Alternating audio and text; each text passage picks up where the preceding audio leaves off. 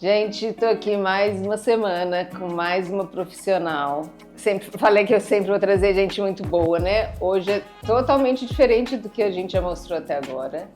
Tô aqui com a Fran hoje, que é fisioterapeuta, especialista em saúde da mulher e fisioterapia pélvica. Fran, obrigada por aceitar o convite, que eu acho que é um assunto muito interessante e não é tão falado, né? Obrigada eu. É um tabu ainda. Hoje a gente fala tanto sobre feminismo, né? Eu brinco com as pacientes. Da porta para dentro, as mulheres precisam evoluir mais ainda no conhecimento do próprio corpo. Verdade, infelizmente ainda tem muito tabu. Tem bastante. Mas a gente estava conversando aqui, até uma pena não ter gravado tudo que a gente já conversou, porque já foi uma aula, um monte de coisa que eu não sabia e fiquei sabendo agora. Que a gente pensa na fisioterapia pélvica para ajudar num parto normal, né? Ou para quem tem incontinência urinária. E é muito mais do que isso, não é? Sim, no caso das gestantes, a gente fala assim, que a maioria das pacientes procuram pro parto via vaginal. Mas a maior disfunção que acaba causando no assoalho pélvico é a própria gestação. As alterações hormonais, o peso da gestação, essa mudança de biomecânica sobrecarrega esse assoalho pélvico. Então, as pacientes que vão procurar tanto parto cesariana quanto o parto normal, independentemente se ter ou não a incontinência, deve procurar fisioterapia. Porque a gente consegue trabalhar na fisioterapia não somente o tratamento, mas a prevenção. Então, mas essa prevenção é o quê? No começo da gravidez, mais pro final? Desde o começo da gestação. Desde o começo? Sim, porque é diferente de uma atividade física, né? Acaba não tendo tantas contraindicações, mas a gente gosta sempre de trabalhar em paralelo com o obstetra, né? O obstetra liberando, a paciente já pode procurar a fisioterapia pélvica desde o primeiro trimestre. Ah, tem alguma restrição? Talvez no começo, não sei. Não, na verdade não tem tantas restrições, mas às vezes o médico acaba preferindo, às vezes no segundo trimestre, essa paciente já teve abortos recorrentes, então alguns médicos acabam preferindo liberar para fisioterapia um pouco mais tarde. Mas desde o começo a paciente pode estar vindo para fisioterapia. E essa fisioterapia vai ajudar o quê? Na hora do parto? Tanto a cesárea quanto um parto normal? Na questão, a gente consegue trabalhar na prevenção, porque tem pacientes que não têm incontinência urinária e começam a ter incontinência urinária no período gestacional. Até mesmo pelo peso, pela ação hormonal, tudo. Mas as pacientes que vão ter o parto via vaginal, elas precisam da fisioterapia até mesmo. Porque o maior medo das pacientes é a laceração e a dor. Então, uma paciente que vai ter o parto normal, ela precisa ter consciência corporal, né? Ela precisa saber relaxar. Então, porque às vezes elas ficam naquela tensão. Por causa da dor, acho que é natural, né? Exatamente. Então, a consciência corporal, ela fala assim, Lili, relaxa o seu ombro, você sabe como relaxar. Você vê o seu ombro no seu dia a dia. Agora, o assoalho pélvico, não. Então, é necessária essa consciência corporal, principalmente para as mulheres que vão para o parto via vaginal. Mas você falando disso, eu acho que é até engraçado. Elas não deve ser difícil. Você tem que ensinar desde o começo o que fazer aqui, não tem? Porque acho que a gente não sabe muito bem o que fazer, como a fisioterapia, né? Que a gente está acostumada. Esse negócio de você ver o que você está fazendo é mais fácil. Sim, a gente acaba ensinando a consciência corporal de diversas formas, né? Existem vários recursos tecnológicos também, e desde o mais simples até o mais tecnológico. Mas as pacientes, por isso a necessidade do quanto antes, melhor. Porque ela não está com aquele sobrepeso, né? Aquele volume abdominal, aquele tantos desconfortos. Então, ela acaba se conscientizando melhor, ela se concentra melhor na fisioterapia. E vai ficando uma coisa mais natural, né? Sim, exatamente. E aí as pacientes que vão para cesariana, porque não tem como a gente não falar de assoalho pélvico, não falar da parte abdominal. Então a gente acaba dando consciência, fazendo um treino na região abdominal, principalmente na região de transverso. Porque imagina vem um corte, acaba cortando várias camadas. A recuperação pós-cirúrgica para essas pacientes acaba sendo melhor. Por exemplo, eu tenho duas pacientes que, até mesmo mais ou menos a mesma faixa etária, uma passou pela cesariana e a outra passou por parto normal. As duas tiveram, por exemplo, prolapso de bexiga, né? Que tem quando tem a queda da bexiga. pela fraqueza do assoalho pélvico, né? Pela sobrecarga que acabou tendo durante a gestação. Então, não é somente a via de parto, porque as pessoas acabam ainda associando, é o parto via vaginal que vai me gerar disfunção no assoalho pélvico. E não. Então, as pacientes que vão passar pela cesariana também correm esse risco. E a gente, quer dizer, eu sempre ouvi falar que o que causa esse problema na bexiga é muito mais o parto normal. Então, na verdade, não é só o parto normal. Não, é a própria gestação. Porque falar, se você tiver parto normal, a chance de você ter uma incontinência urinária quando ficar velha é maior. Então, não é. Não, ela tem uma prevalência a mais, mas é muito pouco. Então, tanto a cesariana corre esse risco também. E outra coisa que a gente sempre ouve falar da incontinência urinária também é tratado com a fisioterapia pélvica. Com a fisioterapia pélvica. Hoje em dia nós temos vários recursos para tratar a incontinência, né? Tem casos mais graves que acaba sendo cirúrgico, mas mesmo esses casos, eu falo assim, que a paciente acaba não se livrando da fisioterapia. A gente acaba fazendo uma fisioterapia pré-operatória, aí essa paciente vai para a cirurgia e depois volta para a fisioterapia para fazer um pós-operatório. Porque pensa assim, na nossa pelve é um osso, mas tem um buraco no meio. Então, esses tecidos precisam estar firme. Então, faz a cirurgia, para essa cirurgia ter uma eficácia melhor, precisa manter toda essa estruturação mais firme. Porque as pessoas pensam, vou fazer a cirurgia e não preciso mais nada, né? Porque acaba sendo mais prático, né? Igual, por exemplo, até as pessoas que vão pra cirurgia plástica. Não, vou fazer uma cirurgia plástica e não preciso ir pra academia. Você vai ficar assim, bonita, né, na questão por estética. Uns meses, né? Exato, então acaba, a gente precisa da estruturação muscular. Eu falo assim, até uma certa idade vai só pela estética, mas depois de uma certa idade vai pelo funcional. Então, nosso corpo foi feito para se movimentar, né? Então, a gente precisa do movimento como um todo. E o nosso colega assoalho pélvico fica um pouco esquecidinho lá. Acho que a gente não pensa nele muito, não, né? No dia a dia. Se até você ter um problema, você não pensa nele, né? Não, e eu falo para as pacientes assim, as pacientes acabam ficando com receio da fisioterapia, né? Lógico, acaba sendo invasivo, igual na consulta com o ginecologista, a gente precisa avaliar o assoalho pélvico. Dependendo do caso, precisa fazer liberação manual lá do assoalho pélvico. Tem alguma prevenção, assim, se você não tem não tem problema, você não está gestante ou você não tem nenhum problema de incontinência urinária, é indicado fazer a fisioterapia por uma prevenção ou não? Ou não existe essa prevenção? Existe.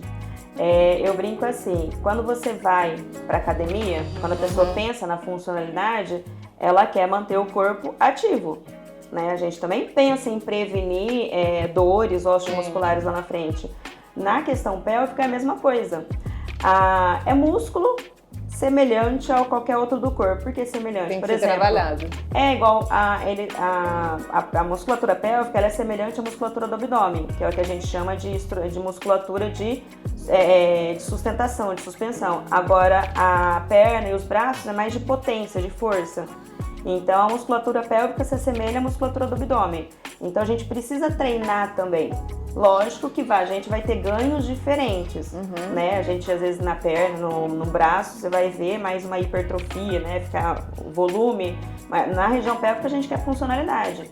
Então, já tem várias pacientes que vêm, pacientes jovens, pacientes de mais idade, pensando na prevenção. E aí, na hora que a gente vai fazer a avaliação, tem um padrão de contração e relaxamento errado. Então, futuramente, seria uma paciente aí com uma propensão a ter alguma incontinência ou alguma disfunção, dor na relação. Então, a gente acaba trabalhando também na prevenção. Eu brinco assim, se toda mulher pudesse passar por uma avaliação com a fisioterapia pélvica, porque assim, às vezes você não vai precisar teria muito problema que não chegaria a acontecer, né? Não precisaria, às vezes, ser cirúrgico, né? Então, assim, se conseguir ter essa consciência corporal, a gente consegue prevenir várias disfunções. Então, não só tratar depois que a disfunção já se instalou. E você me falou que não são só os pacientes velhos que a gente pensa na incontinência, só com um paciente velho. Que tem meninas mais novas também que precisam, né? Até por causa de alguns exercícios, alguns hábitos errados, não sei. Sim, tem pacientes que praticam atividades intensas que geram impactos, né? O CrossFit é uma delas. Veio aí uma leva aí de moças, né? O CrossFit ele veio crescendo bastante. Sim. Mas o CrossFit ele não é ruim. Mas pensando na parte íntima feminina, leva-se a sobrecarga. Então, assim, algumas atividades em excesso acaba levando a sobrecarga. Então, assim, a gente precisa manter, assim como vai fazer, né, no CrossFit, vai gerar potência nas musculaturas, precisa pensar nesse solo pélvico. Eu falo para as pacientes, elas não vão ficar dependentes da fisioterapia, dependente do consultório para o resto da vida, mas fica-se dependente dos exercícios que a gente passa em consultório. Porque eu acho que ela não dá, ninguém consegue vir no consultório todos os dias, então com certeza você passa alguns exercícios para serem feitos em casa. Sim, não? Normalmente a frequência acaba sendo uma vez por semana, dependendo de cada paciente, às vezes tem pacientes que precisam de mais vezes, mas a maioria acaba sendo uma vez na semana e eu passo exercícios domiciliares. Que acontece, no seu dia a dia você levanta, você senta, você está movimentando o braço, o assoalho pélvico não necessariamente. Então a gente começa a englobar esses exercícios no dia a dia. Na hora de tossir, na hora de espirrar, na hora de pegar um objeto pesado, na hora, às vezes até mesmo uma simples uma cadeira que você vai mudar de lugar, você ativa o abdômen. Então a gente pede essa ativação do assoalho pélvico. Então assim, tem pacientes que não têm a disfunção, então a gente consegue, como se você fosse fazer uma fisioterapia postural, por exemplo. Você vai lá, faz a reabilitação e depois no seu dia a dia você começa a prestar atenção na sua postura. Então a gente vai pensar lá na frente para prevenir muitas disfunções. A alimentação também interfere na hora da incontinência urinária. Sim, porque tem muitos alimentos que acabam deixando a bexiga hiperativa. Nós temos a incontinência urinária, existem várias, né? Incontinência por esforço, incontinência por uma hiperatividade da bexiga. Então, alguns alimentos deixam essa bexiga mais ativa. Então, tem pacientes que às vezes, durante a noite, vai 10, 15 vezes. Ela acaba não regulando o sono e vai gerando várias outras patologias. Então, assim, quando você consegue ter uma alimentação um pouco mais equilibrada, você consegue diminuir muito essa hiperatividade. Recentemente eu tive uma paciente que ela ia assim a cada 40 minutos no banheiro. Gente, se durante acordar.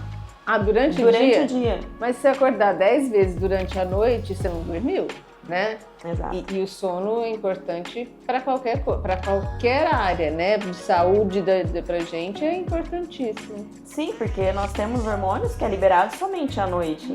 Então, o nosso corpo precisa, igual você precisa desligar lá a bateria, precisa desligar o seu notebook, porque senão ele vai dar pane. O nosso corpo é da mesma forma. A gente precisa dar uma recarregada nas baterias. Mas essa paciente que ia no banheiro a cada 40 minutos, você conseguiu tratar? Então, na verdade, eu vi ela na avaliação, passei todas as orientações. Na segunda sessão, ela falou assim, Fran, já aliviou praticamente 80%. Assim? Por conta dos hábitos. Então, assim, tem pacientes que têm os hábitos tão errados que acaba, alguns ajustes já faz diferença. A gente fala assim, que um corpo, quanto mais treinado, menos treinável é. Então, nesse caso dessa paciente, era tão errado. Tão sem treino.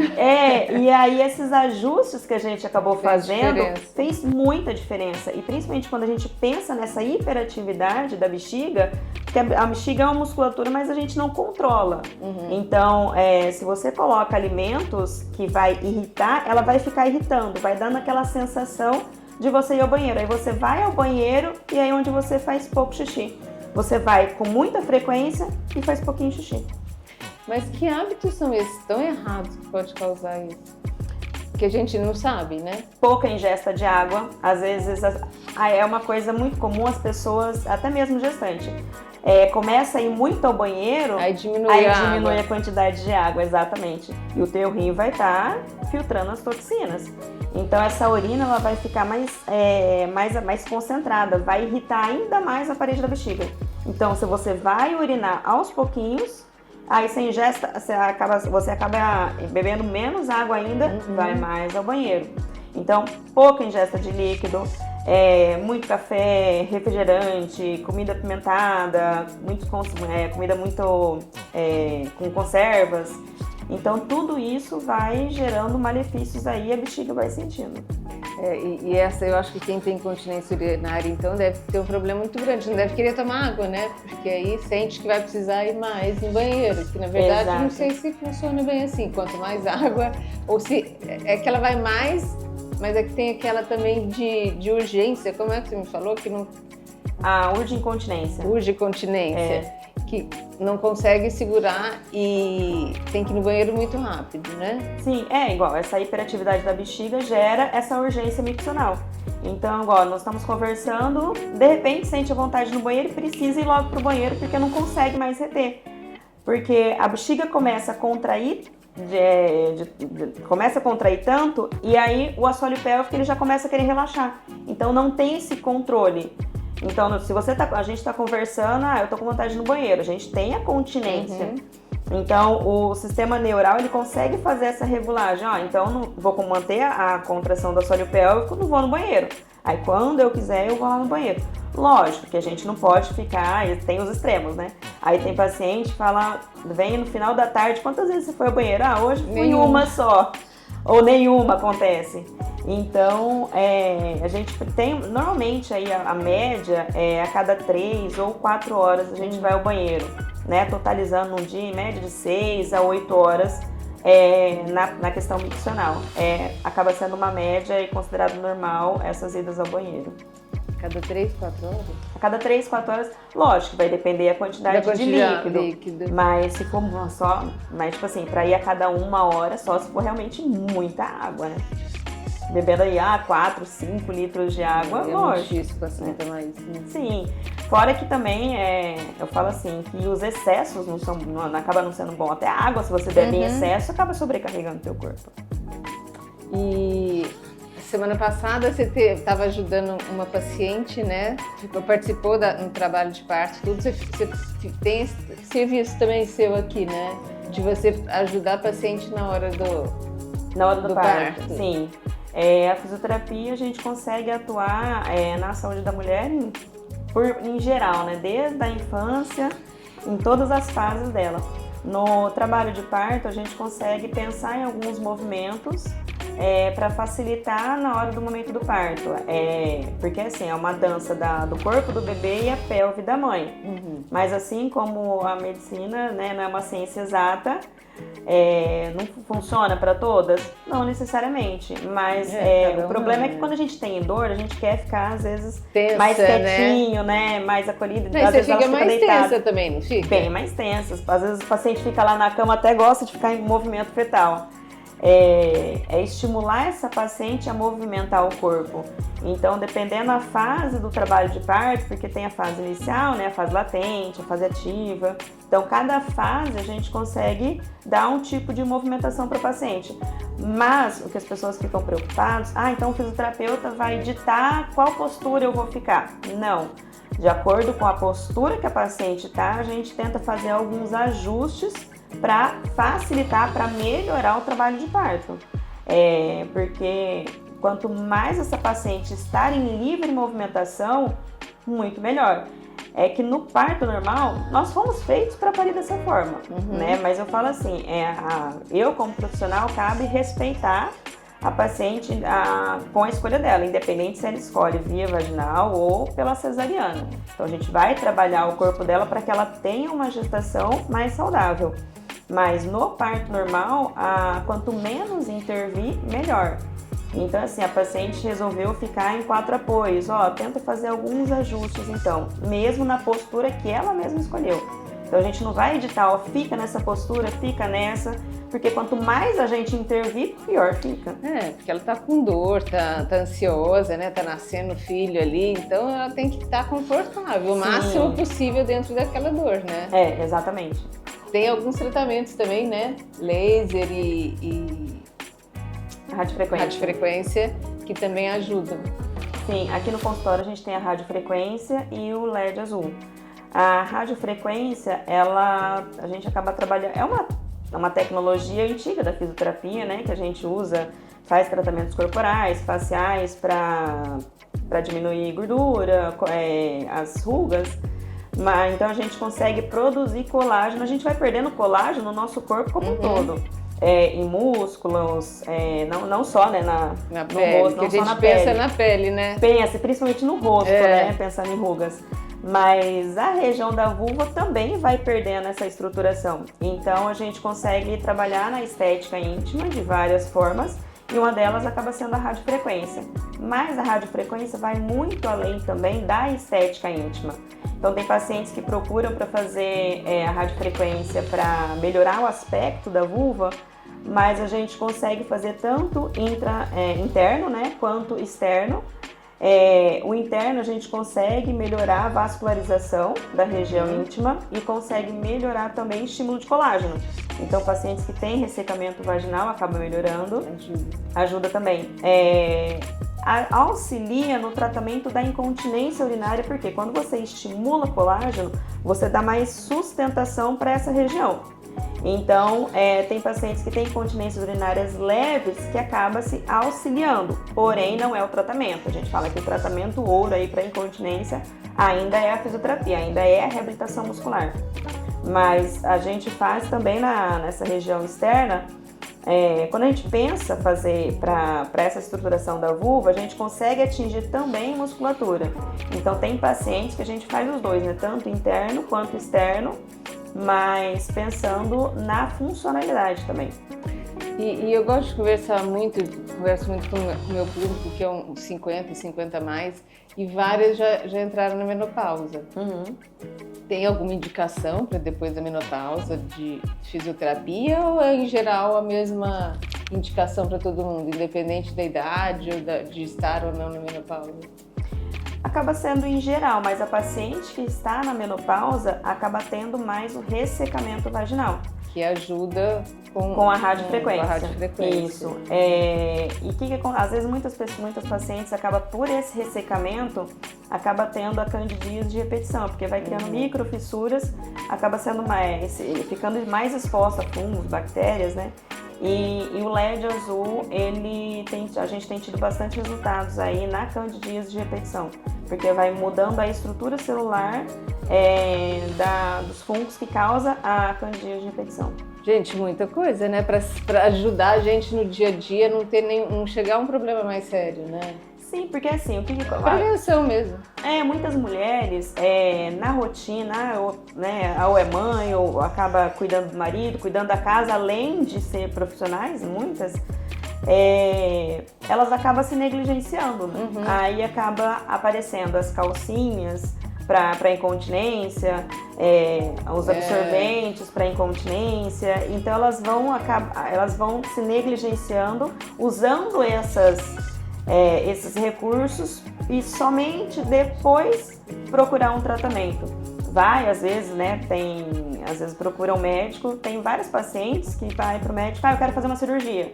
E o médico, né, tem médicos muito conscientes que acabam falando, não, vamos tentar uma fisioterapia primeiro, para depois a gente ir para a cirurgia. Então, a fisioterapia é o profissional de primeiro contato, mas quando a gente consegue aliar equipes multidisciplinares, é muito mais vantajoso para o paciente. Então, aí junta, né, nutricionista, o fisioterapeuta, o ginecologista, para dar qualidade para essa mulher. Acho que a gente tem que cuidar de um todo, né? Não é só alguns pontos. A nutricionista acho que é uma coisa importante em tudo, né? Porque até eu entrevistei outro dia a Marta, que é nutricionista também ligada à mulher. E deu várias dicas super interessantes também sobre alimentação depois de uma certa faixa de idade. Mas não é só, eu acho que nessa faixa que eu sempre falo, é para todo mundo, né? Alimentação boa, exercício regular. e aí você consegue, e claro, um cuidado do dia a dia, você consegue ter uma vida boa, né? Sim, a candidíase de repetição tem muitos fatores também que a gente consegue melhorar com a alimentação. Ah, é? Também, tanto a candidíase quanto a endometriose. A endometriose de causa idiopática, né, não é uma causa única e não tem cura. Então, assim... É só cirurgia? Não ou necessariamente. Nem cirurgia? Não, na endometriose, a gente não tem como falar de endometriose sem falar da questão nutricional. Ah, então, assim, não achei muitos que fosse alimentos... tão importante assim a parte nutricional na endometriose. Sim, muitos alimentos acabam inflamando ainda mais o corpo e deixando essa endometriose cada vez mais ativa. Então, as pacientes que mais se beneficiam no tratamento da endometriose é aquela que consegue ter acompanhamento multidisciplinar. Na fisioterapia, a gente acaba fazendo muitas liberações, porque a lesão da endometriose vai causando muita aderência. Uhum. Então, a gente faz liberações viscerais, né, na região abdominal, mas também na região íntima. E aí faz acompanhamento com o nutricionista para não deixar esse corpo ainda mais inflamado, porque tem alimentos que acaba piorando essa condição. Então, assim, mas só que o que acontece? A endometriose, ela não é igual, a quantidade de lesão não é igual, por exemplo, à dor. Já tive pacientes que tinham lesões de endometriose até na região diafragmática, só foi descobrir a endometriose por conta de uma infertilidade, mas não tinha dor. Em contrapartida, já tive outras pacientes... Você imagina a endometriose com dor, não? A maioria dos casos? A maioria dos casos. Mas já tive pacientes, por exemplo, que tinha lesões bem leves de endometriose e tinha dores incapacitantes. Então, por isso que existe também os médicos especialistas em dor. Então, a gente acaba falando muito, quando fala sobre dor, acha que é uma lesão muito grave ou uma lesão leve. Ela não é quantitativa, né? Ela é muito relativa.